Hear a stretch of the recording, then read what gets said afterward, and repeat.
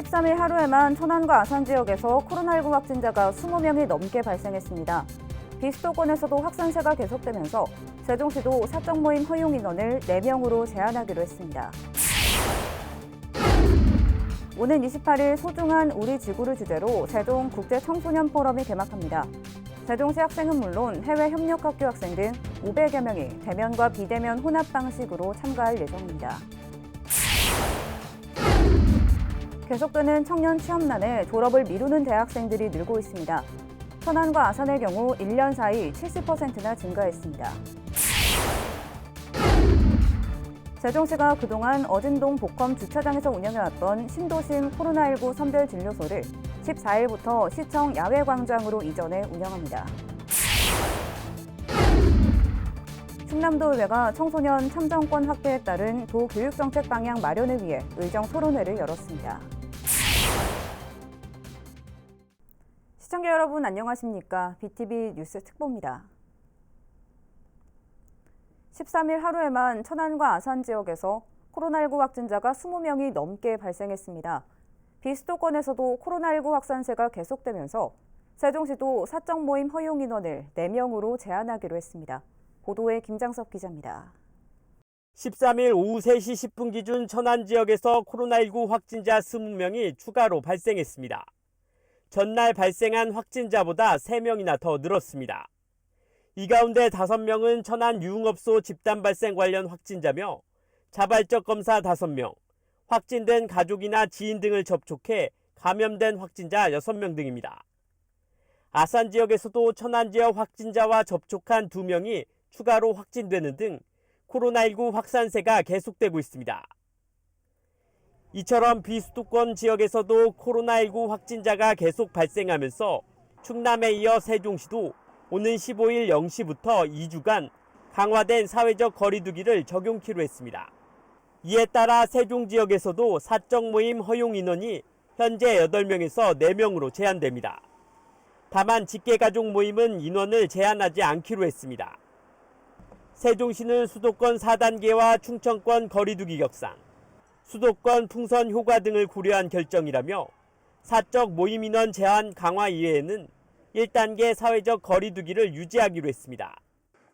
우리 시는 소상공의 어려움을 감안해서 사회적 거리 두기를 상향하지 않고 시민들의 자발적 참여를 전제로 한 강화된 사회적 거리 두기 1단계를 적용하기로 했습니다. 코로나19를 극복할 때까지 모임이나 외출을 자제해 주시고 특히 마스크 착용 등 방역 수칙을 철저히 준수해 주시기를 다시 한번 당부드립니다. 연일 1000명을 웃도는 확진자가 발생하면서 방역이 강화되고 있는 가운데 4차 대유행을 막기 위해서는 마스크 착용 등 방역 수칙 준수가 무엇보다 중요합니다. BTV 뉴스 김장섭입니다. 세종교육청은 청소년들이 교실을 넘어 세계로 넘나드는 다양한 배움을 실현하기 위해 다양한 국제 교류 프로그램을 운영하고 있는데요. 이달 말에는 세종은 물론 세계 청소년들이 참여하는 국제 청소년 포럼 개최를 준비하고 있습니다. 어떻게 진행될 예정인지 김호순 기자가 살펴봤습니다. 현재 세종시에 있는 초중고등학교는 모두 98곳, 이 중 3분의 1이 넘는 35개 학교가 미국이나 대만, 터키 등 13개 나라 학교와 국제 교류 협력을 통해 다양한 공동 프로젝트를 진행 중입니다. 이를 토대로 지난해와 올해엔 코로나19 상황 속에서도 3차례에 걸친 국제 웹세미나를 여는 등 세종만의 청소년 국제 교류 브랜드로 만들어가고 있습니다. 이런 가운데 세종교육청이 오는 28일부터 사흘 동안 제1회 세종국제청소년 포럼을 개최한다고 밝혔습니다. 소중한 우리 지구를 주제로 세종시 학생과 해외 협력학교 학생, 그리고 세계 행정도시연합 소속 대표 청소년 등 500여 명을 대상으로 대면과 비대면 혼합 방식으로 진행할 예정입니다. 이번 포럼은 우리가 당면한 환경과 기후 위기는 나뿐만 아니라 우리 모두의 생존과 직결된 문제라는 것을 함께 인식하고 우리가 함께 할 수 있는 일, 또 함께 꼭 해야만 하는 일에 대해서 또래 친구들과 함께 소통하는 기회가 될 것으로 생각합니다. 포럼 첫째 날엔 세계적 환경정책 전문가 등의 주제 강연에 이어 각 나라 청소년들의 모둠 토론이 펼쳐지고 둘째 날엔 세종 청소년들을 대상으로 캡슐 화분 만들기 등 환경보호 관련 다양한 체험 프로그램이 진행될 예정입니다. 무엇보다 안전한 체험 학습이 될 수 있도록 코로나19 사회적 거리두기 방역 수칙을 준수해서 차질 없이 염려하지 않으셔도 되게 안전하게 운영하겠습니다. 한편 이번 포럼에 참가를 희망하는 청소년은 오는 20일까지 포럼 누리집을 통해 신청하면 되며 대면 참가가 어렵다면 행사 당일 온라인 생방송을 통해 모든 과정에 참여할 수 있습니다. BTV 뉴스 김우순입니다. 세종시가 그동안 어진동 복컴 주차장에서 운영해왔던 신도심 코로나19 선별진료소를 14일부터 시청 야외광장으로 이전해 운영합니다. 세종시는 전국 하루 확진자 수가 1,000명을 넘어서면서 시민들이 보다 신속하게 코로나19 검사를 받을 수 있도록 개선이 필요하다고 판단해 장소 이전을 결정했다고 밝혔습니다. 또 여름 폭염이 시작되면서 의료진들이 대기 차량의 매연과 열기로부터 위협을 받고 있는 만큼 드라이브스루 운영 방식을 잠정 중단하고 워킹스루 방식으로 전환해 운영하기로 했습니다. 시는 다양한 후보 부지를 대상으로 장소를 검토했지만 넓은 부지 확보를 비롯해 접근성 등을 고려해 시청 야외광장을 가장 적합한 부지로 판단했습니다. 충남도 의회가 청소년 참정권 확대에 따른 도 교육정책 방향 마련을 위해 의정 토론회를 열었습니다. 교육위원회 김은나 부위원장이 신청한 이날 토론은 현직 고등학교 교장과 장학사, 선관위 관계자들이 참여한 가운데 선거교육의 과제와 방향을 논의했습니다. 주제 발표에 나선 나사렛대 김정모 교수는 학교 정치교육은 방향과 과정을 잘 설계하는 것이 중요하다며 정치 참여기회 확대를 통해 민주주의를 체득할 수 있는 민주시민교육이 이루어져야 한다고 강조했습니다. 정의당 심상정 의원이 세종시 공무원 특별공급제도에 대한 국정조사를 실시해야 한다고 촉구했습니다. 심 의원은 관세평가분류원 유령청사 논란 이후 들끓는 국민 여론을 의식해 서둘러 특공을 폐지했지만 후속 조치가 진행되지 않고 있다며 이같이 주장했습니다. 아울러 축구 경기에서도 심판이 골로 인정했어도 비디오 판독해 오류로 확인되면 취소하는 만큼 관평원 공무원의 부적절한 특공은 무효화해야 한다고 덧붙였습니다. 계속되는 청년 취업난에 졸업을 미루는 대학생들이 늘고 있습니다. 천안과 아산의 경우 1년 사이 70%나 증가했습니다. 송용환 기자의 보도입니다. 지난 5월 기준 우리나라 청년 고용률은 44.4%입니다. 최근 상승세를 보이고 있지만 여전히 절반을 넘기지 못하고 있습니다.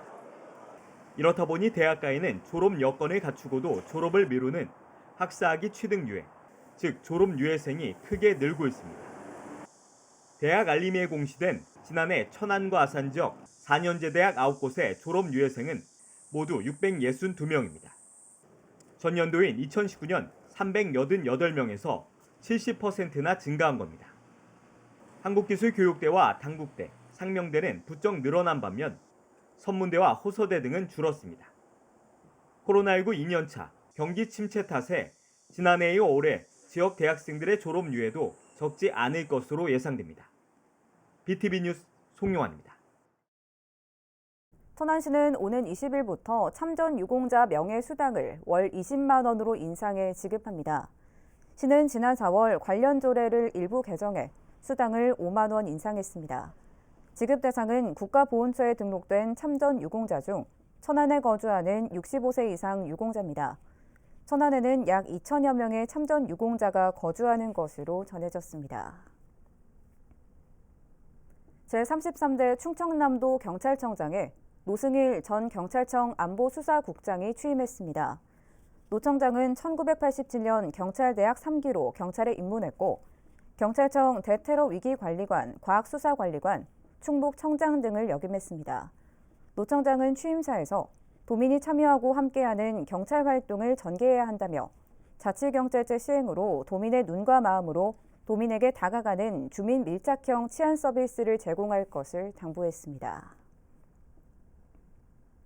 전은정 신임 세종시 보건소장이 취임했습니다. 전 소장은 장기화된 감염병 사태로 모두가 지쳐있지만 시민의 소중한 생명을 지키기 위해 전 직원이 힘을 합쳐 지역 내 확산 방지에 최선을 다하도록 하겠다는 취임 포부를 전했습니다. 전 소장은 지난 2012년부터 최근까지 보건복지부 중앙사고수습본부 자원관리반과 중앙방역대책본부 상황총괄단에서 활동해온 예방의학 전문가라는 평가를 받고 있습니다. 국민의힘 세종시당이 차기 시당위원장을 공모한 결과 최민호 전 행복도시건설청장과 김종환 세종시당 대변인, 안유공 전 대전도시공사 청렴감시관 3명이 접수했다고 밝혔습니다. 이에 따라 14일 정견 발표와 토론을 진행하고 16일 대의원 투표로 시당 위원장을 확정하게 됩니다. 이 밖에 세종시당 전국위원 공모에는 김창렬, 노병준, 김충식, 임영학, 김학서 후보 등 모두 5명이 도전장을 냈으며 이 중 3명의 전국위원을 선출하게 됩니다.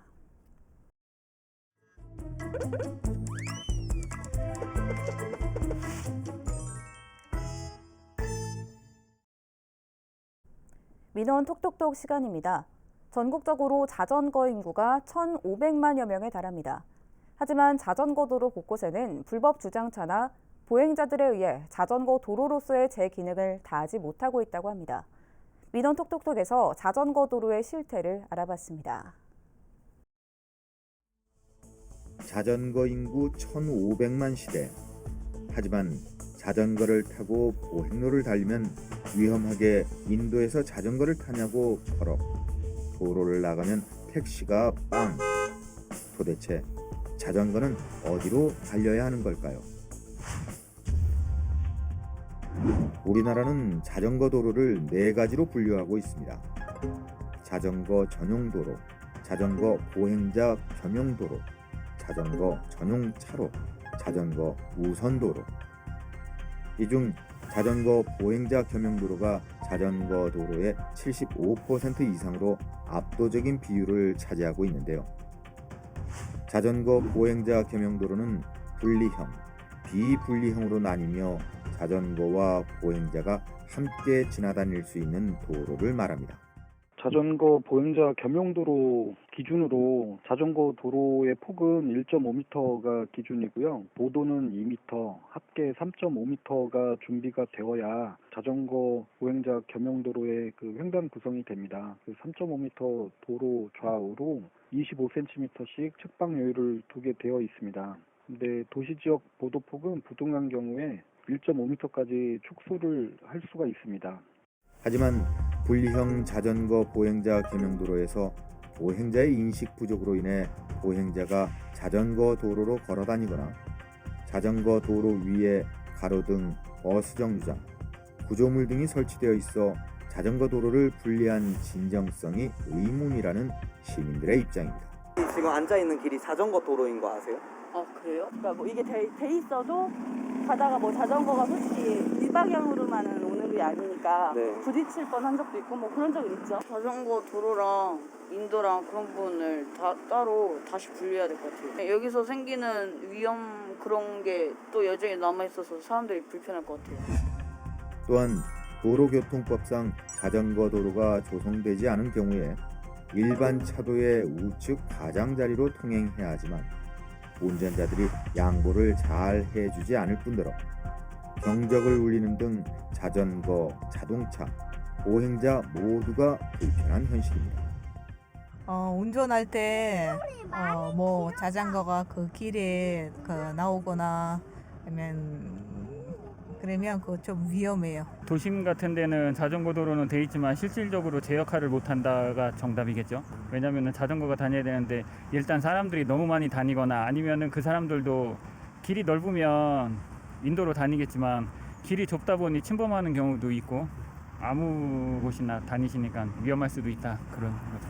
해외 사례의 경우 자전거용 신호가 따로 점등되고 보행자가 자전거 도로로 통행하면 과태료가 부과되는 등 자전거 운전자를 보호하기 위한 법규가 존재하지만 우리나라는 관리가 부실한 자전거 도로에서 보행자와 사고가 발생해도 보행자 보호 의무로 인해 대부분 자전거 운전자의 과실이 크다고 합니다. 도로교통법에서 자전거는 차마로 분류되어 운전자에게 적용되는 교통규칙을 준수해야 합니다. 도로교통법 규정에 의거 모든 운전자는 보행자를 보호해야 하므로 자전거 도로 내부에 보행자가 있더라도 옆을 지나는 경우 안전한 거리를 두고 서행하여야 합니다.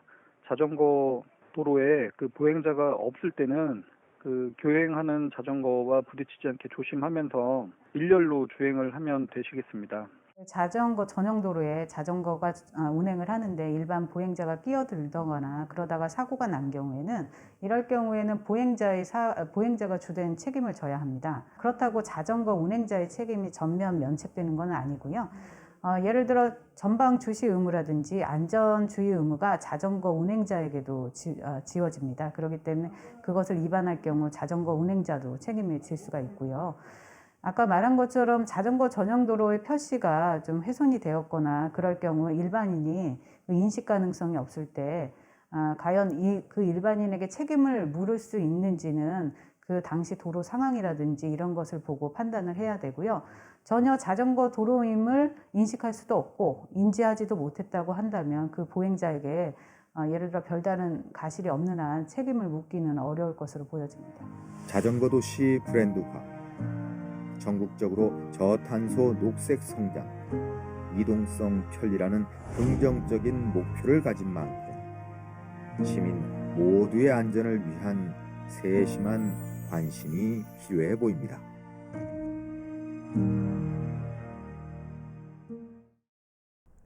아산시가 행정안전부에서 실시한 상반기 지방재정 신속집행평가에서 최우수 기관으로 선정됐습니다.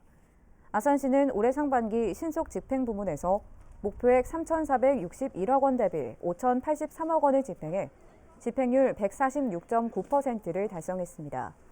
특히 코로나19로 얼어붙은 지역경제 활성화를 위해 시민 생활과 밀접한 소비 투자 부문에서의 집행률이 높았습니다. 이에 따라 아산시 행정안전부 장관 표창 수상과 함께 재정 인센티브 5,500만 원을 받게 됐습니다. 아산시가 임신 전 예비 엄마 검사 지원 대상을 확대합니다. 기존에는 주민등록상 주소지가 6개월 이상 아산시로 돼 있어야 검사를 받을 수 있었지만 지원 대상 확대에 따라 신청일 당일 아산시에 거주하는 것으로 확인되면 검사를 지원받을 수 있습니다. 또한 첫째 아이 임신 계획을 하고 있는 예비 엄마에서 임신을 계획하고 있는 모든 예비 엄마로 지원 대상이 확대됩니다. 검진을 희망하는 대상자는 주민등록 등본과 가족관계 증명서, 청첩장 등 예비 엄마를 증빙할 수 있는 구비 서류를 지참해 아산시 보건소를 방문하면 됩니다. 아산시가 오는 2023년까지 모두 3개 공공도서관을 조성합니다. 먼저 아산 동북부 지역의 지역문화 발전을 위해 은봉면에 도서관과 돌봄센터, 주거지 주차장을 갖춘 은봉복합문화센터가 공사 중에 있으며 내년 2월 개관될 예정입니다. 또한 오는 2023년 3월 개관을 목표로 배방 공수리에 복합 커뮤니티 센터 건립이 추진될 예정이며 2023년 12월에는 배방 북수리에 월천도서관이 개관될 예정입니다. 세종시가 비특화 경관 시범 사업을 추진할 대상지를 추천받습니다. 이 사업은 소규모 산책로나 공원과 같이 시민들의 접근성이 높은 곳에 시설물 조명을 설치해 안전하고 아름다운 조망과 휴식 공간을 제공하는 사업입니다. 추천 기간은 오는 30일까지 읍면동 수요 조사를 통해 모집하며 장소 적합성과 사업 타당성 등을 토대로 대상지 한 곳을 최종 선정하게 됩니다. 세종시는 시범 사업에 1억 5천만 원을 투입할 예정이며 시민 반응 등을 토대로 추후 시 전체로 사업을 확대할 계획입니다.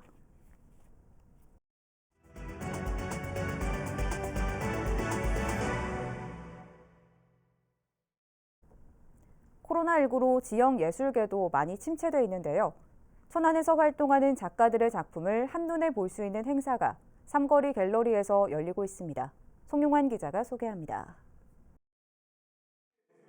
벽면을 가득 채운 서양화 작품들. 고개를 돌리자 서예와 문인화가 눈에 띕니다.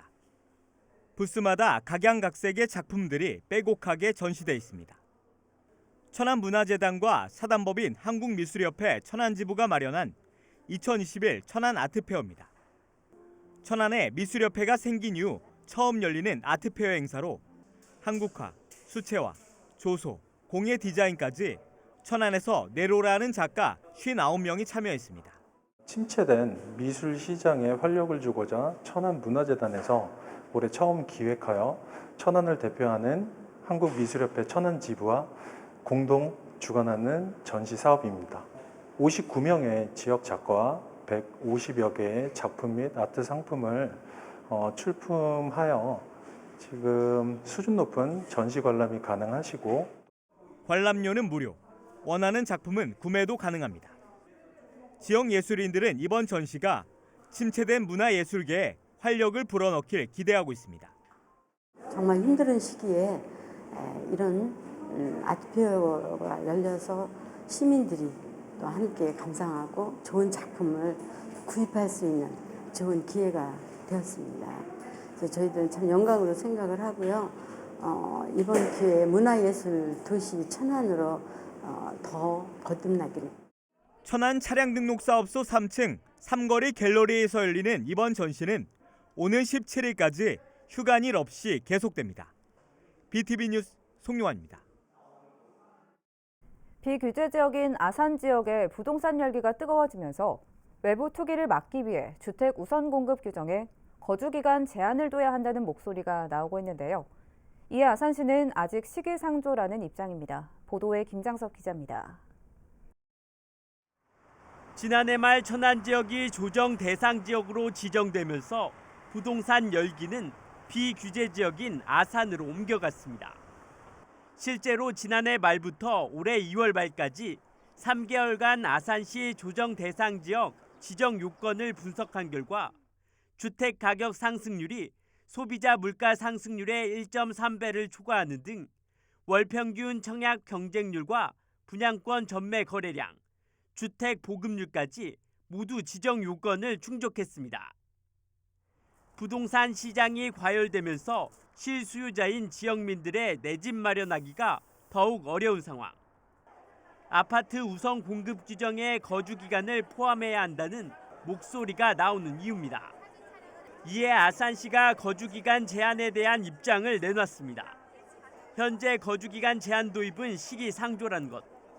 지난 30일 열린 국토부 주거정책심의에서 아산시 규제지역 지정이 보류됐지만 요건은 모두 충족된 상황인 만큼 추후 추가 지정될 것으로 판단하고 있다며 여기에 거주기간 제한까지 적용될 경우 아산 지역 분양시장 위축이 우려된다는 겁니다. 조정 대상 지정과 거주기간 제한을 동시 시행할 경우 현재 우리시 관내에서 시행하고 있는 16개의 도시개발 사업과 10개의 산업단지의 분양성 위축을 우려할 수밖에 없는 특성이 있고 또한 추후 조정 대상 지역으로 지정되면 전매 제한 등으로 인한 과열과 투기 세력 차단 효과가 기대된다며 거주 기간 제한은 조정 대상 지역 지정과 분양 상황 등을 지켜본 후 결정하겠다고 밝혔습니다. 한편 오는 2023년까지 아산 지역에 공급되는 아파트는 모두 16,000여 가구로 예상되며 천안에는 약 26,000 가구가 공급될 전망입니다. BTV 뉴스 김장섭입니다. 이어서 우리 지역 구인 구직 정보를 알려드립니다.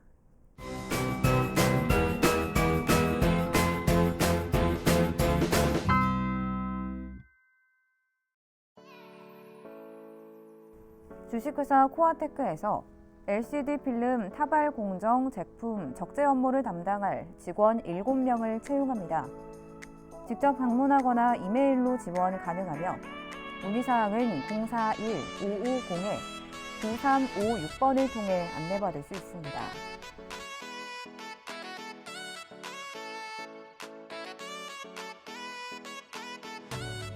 주식회사 동양건기에서 트레일러 기사 업무를 담당할 직원 1명을 채용합니다. 팩스 또는 이메일로 지원 가능하며 문의사항은 041-565-3300번을 통해 안내받을 수 있습니다. 이상으로 BTV 뉴스 특보를 마칩니다. 시청해주신 여러분 고맙습니다.